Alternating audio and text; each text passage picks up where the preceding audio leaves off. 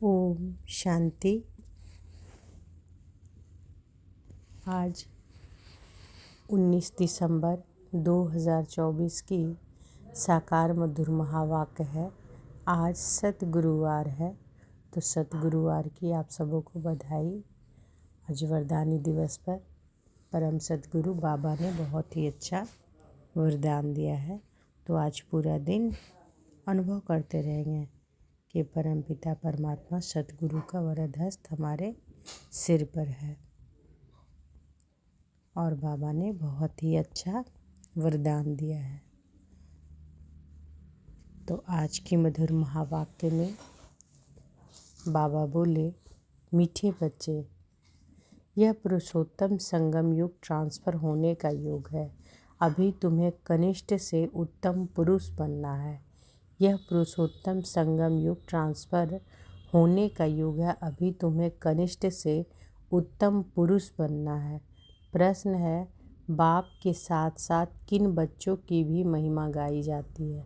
बाप के साथ साथ किन बच्चों की भी महिमा गाई जाती है? उत्तर है, जो टीचर बन बहुतों का कल्याण करने के निमित्त बनते हैं, उनकी महिमा भी बाप के साथ साथ गाई जाती है। जो टीचर बन बहुतों का कल्याण करने के निमित्त बनते हैं, उनकी महिमा भी बाप के साथ गाई जाती है। करण करावनहार बाबा बच्चों से अनेकों का कल्याण कराते हैं, तो बच्चों की भी महिमा हो जाती है। कहते हैं कि बाबा फलाने से हमारे पर दया की, जो हम क्या से क्या बने, टीचर बने बगैर आशीर्वाद मिल नहीं सकती। तो बाबा के साथ साथ किन बच्चों की महिमा गाई जाती है? जो टीचर बन बहुतों का कल्याण करने के निमित्त बनते हैं, उनकी महिमा भी बाप के साथ साथ गाई जाती है। करण करावनहार बाबा बच्चों से अनेकों का कल्याण कराते हैं, तो बच्चों की भी महिमा हो जाती है। कहते हैं कि बाबा फलाने ने हमारे पर दया की, जो हम क्या से क्या बन गए, टीचर बने बगैर आशीर्वाद मिल नहीं सकती। ओम शांति। रूहानी बाप रूहानी बच्चों से पूछते हैं, समझाते भी हैं, फिर पूछते भी हैं। अब बाप को बच्चों से ने जाना है। भल कोई सर्वव्यापी भी कहते हैं, परंतु उनके पहले बाप को पहचानना तो चाहिए ना। बाप कौन है, पहचान कर फिर कहना चाहिए बाप का निवास स्थान कहाँ है। बाप को जानते ही नहीं तो उनके निवास स्थान का पता कैसे पड़े? कह देते वह तो नाम रूप से न्यारा है, गोया है नहीं। तो जो चीज़ है नहीं, उनके रहने के स्थान पर भी कैसे विचार किया जाए? यह अभी तुम बच्चे जानते हो। बाप ने पहले पहले तो अपनी पहचान दी है, फिर रहने का स्थान समझाया जाता है। बाप कहते हैं कि मैं तुमको इस रथ द्वारा पहचान देने आया हूँ। मैं तुम सबका बाप हूँ, जिसको परम पिता कहा जाता है। आत्मा को भी कोई नहीं जानते हैं। बाप का नाम रूप देश काल नहीं है, तो बच्चों का फिर कहाँ से आए? बाप ही नाम रूप से न्यारा है, तो बच्चे फिर कहाँ से आए? बच्चे हैं तो जरूर बाप भी हैं, सिद्ध होता है। वह नाम रूप से न्यारा नहीं है। बच्चों का भी नाम रूप है, भल कितना भी सूक्ष्म हो। आकाश सूक्ष्म है तो भी नाम तो है ना आकाश। जैसे यह पोलार सूक्ष्म है, वैसे बाप भी बहुत सूक्ष्म है। बच्चे वर्णन करते हैं, वंडरफुल सितारा है जो इनमें प्रवेश करते हैं, जिसको आत्मा कहते हैं। बाप तो रहते ही हैं परम धाम में, वह रहने का स्थान है। ऊपर नज़र जाती है ना, ऊपर उंगली से इशारा कर याद करते हैं, तो जरूर जिसको याद करते हैं कोई वस्तु होगी। परमपिता परमात्मा कहते तो है ना, फिर भी नाम रूप से न्यारा कहना, इसे अज्ञान कहा जाता है। बाप को जानना, इसे ज्ञान कहा जाता है। यह भी तुम समझते हो कि हम पहले अज्ञानी थे, बाप को भी नहीं जानते थे, अपने को भी नहीं जानते थे। अब समझते हो कि हम आत्मा है, ना कि शरीर। आत्मा को अविनाशी कहा जाता है तो जरूर कोई चीज़ है ना। अविनाशी कोई नाम नहीं, अविनाशी अर्थात जो विनाश को नहीं पाती, तो जरूर कोई वस्तु है। बच्चों को अच्छी रीति समझाया जाता है। मीठे मीठे बच्चों, जिनको बच्चे बच्चे कहते हैं, वह आत्माएं अविनाशी हैं। यह आत्माओं का बाप परमपिता परमात्मा बैठ समझाते हैं। यह खेल एक ही बार होता है, जबकि बाप आकर बच्चों को अपना परिचय देते हैं। मैं भी पाठधारी हूँ, कैसे पाठ बजाता हूँ यह भी तुम्हारी बुद्धि में है। पुरानी अर्थात पतित आत्मा को नया पावन बनाते हैं, तो फिर शरीर भी तुम्हारे वहाँ गुलगुल होते हैं। यह तो बुद्धि में है ना। अभी तुम बाबा बाबा कहते हो, यह पाठ चल रहा है ना। आत्मा कहती है बाबा आया हुआ है। हम बच्चों को शांति धाम घर ले जाने के लिए। शांति धाम के बाद है ही सुख धाम। शांति धाम के बाद दुख धाम हो न सके। नई दुनिया में सुखी कहा जाता है। यह देवी देवताएं अगर चैतन्य हों और इनसे कोई पूछे कि आप कहाँ के रहने वाले हो, तो कहेंगे हम स्वर्ग के रहने वाले हैं। अब यह जड़ मूर्ति तो नहीं कह सकती। तुम तो कह सकते हो ना कि हम असूल स्वर्ग में रहने वाले देवी देवता आए थे, फिर 84 का चक्र लगाए, अब संगम पर आए हैं। यह ट्रांसफ़र होने का पुरुषोत्तम संगम योग है। बच्चे जानते हैं कि हम बहुत उत्तम पुरुष बनते हैं। हम पर 5000 वर्ष बाद सतो प्रधान बनते हैं। हम हर 5000 वर्ष बाद सतो प्रधान बनते हैं। सतो प्रधान भी नंबरवार कहेंगे। तो यह सारा पाठ आत्मा को मिला हुआ है। ऐसे नहीं कहेंगे कि मनुष्य को पाठ मिला हुआ है। अहम आत्मा को पाठ मिला हुआ है। मैं आत्मा 84 जन्म लेती हूँ। हम आत्मा वारिस हैं।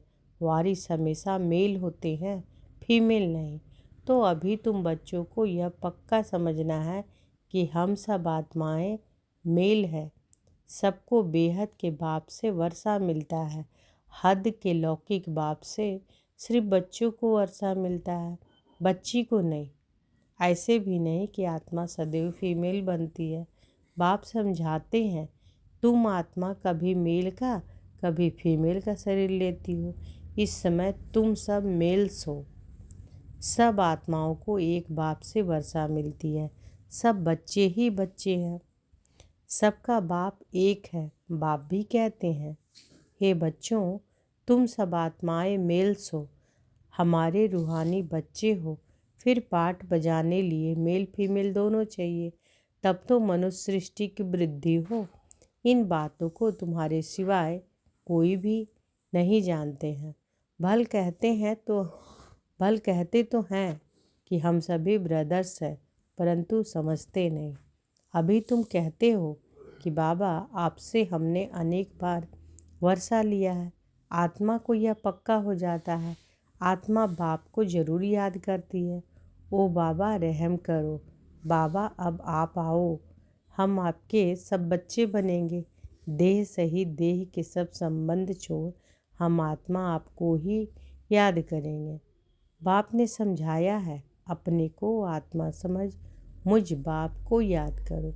बाप से हम वर्षा कैसे पाते हैं? हर 5000 वर्ष बाद हम यह देवता कैसे बनते हैं, यह भी जानना चाहिए ना। स्वर्ग का वर्षा किससे मिलता है, यह अभी तुम समझते हो। बाप तो स्वर्गवासी नहीं है, बच्चों को बनाते हैं। खुद तो नरक में भी आते हैं। तुम बाप को बुलाते भी नरक में हो, जबकि तुम तमो प्रधान बनते हो। यह तमो प्रधान दुनिया है ना। सतो प्रधान दुनिया थी 5000 वर्ष पहले, इनका राज्य था। इन बातों को, इस पढ़ाई को अभी तुम ही जानते हो। यह है मनुष्य देवता बनने की पढ़ाई। मनुष्य देवता किए करत ना लागी वार, बच्चा बना और वारिश बना। बाप कहते हैं कि तुम सब आत्माएं मेरे बच्चे हो, तुमको वर्षा देता हूँ। तुम भाई भाई हो। रहने का स्थान मूल वतन अथवा निर्वाण धाम है, जिसको निराकारी दुनिया भी कहते हैं। सब आत्माएं वहाँ रहती है। इस सूर्य चाँद से भी उस पार वह तुम्हारा स्वीट साइलेंस घर है। परंतु वहाँ बैठ तो नहीं जाना है। बैठ कर क्या करेंगे? वहाँ तो जैसे जड़ अवस्था हो गई।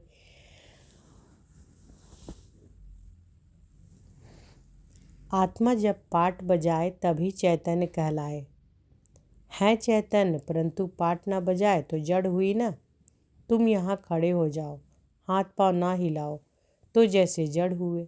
वहाँ तो नेचुरल शांति रहती है।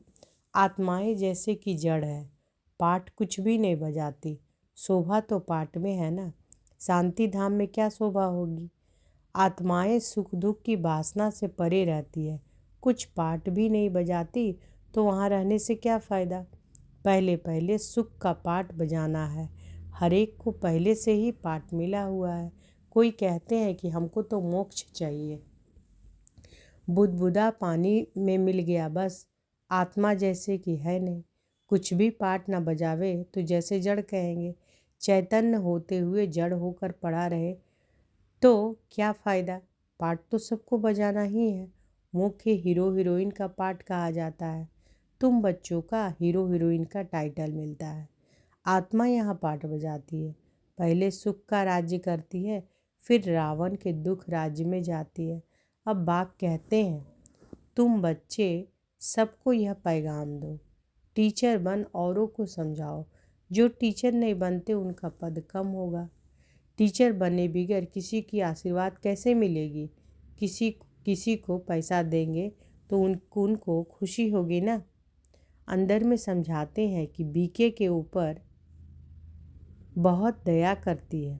बाबा क्या कह रहे हैं कि अंदर में समझते हैं कि बीके हमारे ऊपर बहुत दया करते हैं, जो हमको क्या से क्या बना देती है। यूं तो महिमा एक बाप की ही करते हैं। वाह बाबा, आप इन बच्चों द्वारा हमारा कितना कल्याण करते हो। कोई द्वारा तो होता है ना। बाप करन करावन हार है, तुम्हारे द्वारा कराते हैं, तुम्हारा कल्याण होता है तो तुम फिर औरों का कलम लगाते हो। जैसे जैसे जो सर्विस करते हैं उतना उच्च पद पाते हैं। राजा बनना है तो प्रजा भी बनानी है। फिर जो अच्छे नंबर में आते हैं वह भी राजा बनते हैं। माला बनती है ना। अपने से पूछना चाहिए कि हम माला में कौन सा नंबर बनेंगे। 9 रत्न मुख्य है ना। बच्चों में है हीरा बनाने वाला, बीच में है हीरा बनाने वाला। हीरे को बीच में रखते हैं। माला में ऊपर फूल भी है ना। अंत में तुमको पता पड़ेगा कौन से मुख्य दाने बनते हैं जो डिनास्टी में आएंगे। पिछाड़ी में तुमको सब साक्षात्कार होगा जरूर। तो बाबा क्या बोल रहे हैं कि पिछाड़ी में तुमको सब साक्षात्कार होगा जरूर। देखेंगे कि कैसे यह सब सजाए खाते हैं। शुरू में दिव्य दृष्टि से तुम सूक्ष्म वतन में देखते थे, यह भी गुप्त है। आत्मा सजाएं कहाँ खाती हैं, यह भी ड्रामा में पाठ है। गर्भ जेल में सजाएं मिलती है। जेल में धर्मराज को देखते हैं, फिर कहते हैं कि बाहर निकालो। बीमारियां आदि होती है, वह भी कर्म का हिसाब है ना। यह सब समझने की बातें हैं। बाप तो जरूर राइट ही सुनाएंगे ना। अभी तुम राइटियस बनते हो। राइटियस उनको कहा जाता है जो बाप से बहुत ताकत लेते हैं। तुम विश्व के मालिक बनते हो ना। कितनी ताकत रहती है। हंगामे आदि की कोई बात नहीं। ताकत कम है तो कितने हंगामे हो जाते हैं। तुम बच्चों को ताकत मिलती है आधा कल्प के लिए, फिर भी नंबरवार पुरुषार्थ अनुसार एक जैसी ताकत नहीं पा सकते, ना एक जैसा पद पा सकते हैं। यह भी पहले से नूंद है। ड्रामा में अनादि नूंद है। कोई पिछाड़ी में आते हैं, 1-2 जन्म लिया और शरीर छोड़ा। जैसे दिवाली पर मच्छर होते हैं, रात को जन्म लेते हैं, सुबह को मर जाते हैं। वह तो अनगिनत होते हैं। मनुष्य के तो फिर भी गिनती होती है। पहले पहले जो आत्माएं आती हैं उनकी आयु कितनी बड़ी होती है। तुम बच्चों को खुशी होनी चाहिए, हम बहुत बड़ी आयु वाले बनेंगे। तुम फुल पाठ बजाते हो, बाप तुमको ही समझाते हैं। तुम कैसे फुल पाठ बजाते हो? पढ़ाई अनुसार ऊपर से आते हो पाठ बजाने। तुम्हारी यह पढ़ाई है ही नई दुनिया के लिए। बाप कहते हैं, अनेक बार तुमको पढ़ाता हूँ, यह पढ़ाई अविनाशी हो जाती है। आधा कल्प तुम प्रारब्ध पाते हो। उस विनाशी पढ़ाई से सुख भी अल्पकाल के लिए मिलता है। अभी कोई बैरिस्टर बनता है, फिर कल्प बाद बैरिस्टर बनेगा, यह भी तुम जानते हो। जो भी सबका पाठ है, वही पाठ कल्प कल्प बजता रहेगा। देवता हो या शूद्र, हर एक का पाठ वही बजता है जो कल्प कल्प बजता है। उनमें कोई फर्क नहीं हो सकता, हर एक अपना पाठ बजाते रहते हैं। यह सारा बना बनाया खेल है। पूछते हैं कि पुरुषार्थ बढ़ा या प्रारब्ध बढ़ी। अब पुरुषार्थ बिगड़ तो प्रारब्ध मिलती नहीं, पुरुषार्थ से प्रारब्ध मिलती है ड्रामानुसार, तो सारा बोझ ड्रामा पर आ जाता है। पुरुषार्थ कोई करते हैं, कोई नहीं करते हैं, आते भी हैं फिर भी पुरुषार्थ नहीं करते, तो प्रारब्ध नहीं मिलती। सारी दुनिया में जो भी एक्ट चलती है, सारा बना बनाया ड्रामा है। आत्मा में पहले से भी पाठ नूंदा हुआ है, आदि से अंत तक। जैसे तुम्हारी आत्मा में 84 का पाठ है। हीरा भी बनती है तो कौड़ी जैसा भी बनती है। यह सब बातें तुम अभी सुनते हो। स्कूल में अगर कोई नापास हो पढ़ता है तो कहेंगे कि यह बुद्धिहीन है, धारणा नहीं होती है। इसको कहा जाता है वैरायटी झाड़, वैरायटी फीचर्स। यह वैरायटी झाड़ का नॉलेज बाप ही समझाते हैं, कल वृक्ष पर भी समझाते हैं। बड़ के झाड़ का मिसाल भी इस पर है, उनकी शाखाएं बहुत फैलती है। बच्चे समझते हैं कि हमारी आत्मा अविनाशी है, शरीर तो विनाश हो जाएगा। आत्मा ही धारण करती है। आत्मा 84 जन्म लेती है, शरीर तो बदलते जाते हैं। आत्मा वही है, आत्मा ही भिन्न भिन्न शरीर लेकर पाठ बजाती है। यह नई बात है ना, तुम बच्चों को अभी यह समझ मिली है, कल पहले भी ऐसा समझा था। बाप आते ही हैं, आते भी हैं भारत में, तुम सबको पैगाम देते रहते हो। कोई भी ऐसा नहीं रहेगा जिसको पैगाम ना मिले। पैगाम सुनना सभी का हक है। फिर बाप से वर्षा लेंगे, कुछ तो सुनेंगे ना, फिर भी बाप के बच्चे हैं ना। बाप समझाते हैं कि मैं तुम आत्माओं का बाप हूँ। मेरे द्वारा इस रचना के आदि मध्य अंत को जानने से तुम यह पद पाते हो, बाकी सब मुक्ति में चले जाते हैं। बाप तो सबकी सदगति करते हैं। गाते हैं कि अहो बाबा तेरी लीला क्या लीला, कैसी लीला। यह पुरानी दुनिया को बदलने की लीला है। मालूम होना चाहिए ना, मनुष्य ही जानेंगे ना। बाप तुम बच्चों को ही आकर सब बातें समझाते हैं। बाप नॉलेजफुल है, तुमको भी नॉलेजफुल बनाते हैं। नंबरवार तुम बनते हो, स्कॉलरशिप लेने वाले नॉलेजफुल कहलाएंगे। अच्छा, अब बाबा का याद प्यार लीजिए। मीठे मीठे सिकी लधे बच्चों प्रति माता पिता बाप दादा का याद प्यार और गुड मॉर्निंग। रूहानी बाप की रूहानी बच्चों को नमस्ते। हम सब रूहानी बच्चों की रूहानी माता पिता बाप दादा को याद प्यार, गुड मॉर्निंग और नमस्ते नमस्ते नमस्ते। शुक्रिया बाबा, शुक्रिया। धारणा के लिए मुख्य सार। आज धारणा करने के लिए बाबा बोले हैं, पहला है सदा इसी स्मृति में रहना है कि हम आत्मा मेल हैं। हमें बाप से पूरा वर्षा लेना है। मनुष्य से देवता बनने की पढ़ाई पढ़नी और पढ़ानी है। सदा इसी स्मृति में रहना है कि हम आत्मा क्या है, मेल है। हमें बाप से पूरा वर्षा लेना है। मनुष्य से देवता बनने की पढ़ाई पढ़नी और पढ़ानी है। दूसरा है सारी दुनिया में जो भी एक्ट चलती है, यह सब बना बनाया ड्रामा है। इसमें पुरुषार्थ और प्रारब्ध दोनों ही नूंद है। सारी दुनिया में जो भी एक्ट चलती है, वह सब बना बनाया ड्रामा है। इसमें पुरुषार्थ और प्रारब्ध दोनों की नूंद है। पुरुषार्थ के बिना प्रारब्ध नहीं मिल सकती। इस बात को अच्छी तरह समझना है। बाबा आज वरदान दिए हैं वरदानी दिवस पर, तो अनुभव करें कि बाबा का वरद हस्त हमारे सिर पर है और बाबा ने आज हमें वरदान दिया है, कोई भी सेवा सच्चे मन से व लगन से करने वाले सच्चे रूहानी सेवाधारी भव। कोई भी सेवा सच्चे मन से व लगन से करने वाले सच्चे रूहानी सेवाधारी भव। सेवा कोई भी हो, लेकिन वह सच्चे मन से लगन से की जाए तो उसकी 100 मार्क्स मिलती है। सेवा में चिड़चिड़ापन ना हो। सेवा काम उतारने के लिए ना की जाए। आपकी सेवा है ही बिगड़ी को बनाना, सबको सुख देना। तो बाबा क्या बता रहे हैं, क्या हम सब की क्या है सेवा? बिगड़ी को बनाना, सबको सुख देना, आत्माओं को योग्य और योगी बनाना, अपकारियों पर उपकार करना, समय पर हरेक को साथ व सहयोग देना। ऐसी सेवा करने वाले ही सच्चे रूहानी सेवाधारी हैं। तो सच्चे रूहानी सेवाधारी कौन है? तो बाबा कहते हैं सेवा कोई भी हो, लेकिन वह सच्चे मन से लगन से की जाए तो उसकी 100 मार्क्स मिलती है। सेवा में चिड़चिड़ापन ना हो। सेवा काम उतारने के लिए ना की जाए।